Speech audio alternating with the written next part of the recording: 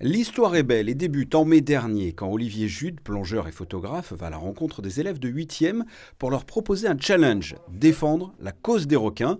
Chaque élève va alors faire un dessin en exprimant ce qu'il a sur le cœur pour préserver cette espèce animale.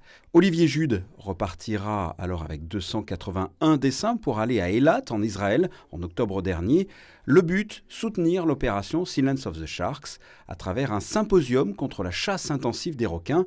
Une bâche a même été réalisée avec une cinquantaine de ces chefs-d'œuvre.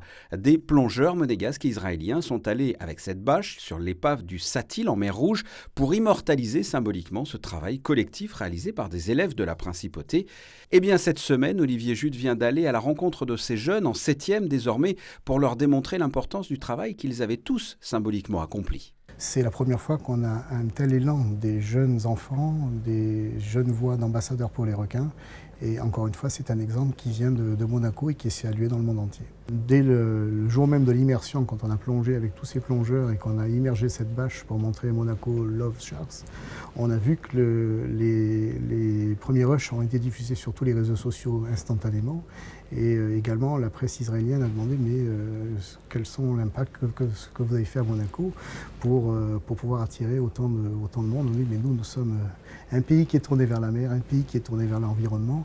Et évidemment, l'enfance, les jeunes ambassadeurs sont notre meilleure voie pour défendre le projet. Parmi les dessins figurant sur cette bâche, certains appartiennent à des élèves de cette classe de l'école de la Condamine.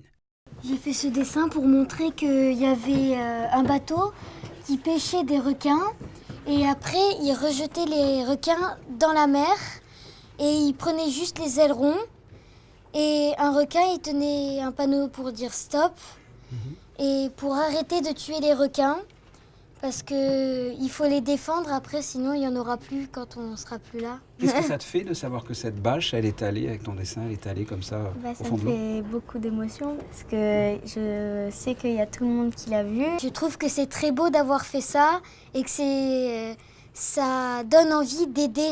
Et pour clore en beauté cette opération, les 281 enfants de la Principauté qui ont participé à cette opération ont reçu un certificat d'ambassadeur pour les requins, signé par Sylvia Earle, biologiste marine et exploratrice de renommée internationale, du maire de la ville d'Eilat et du prince Albert II.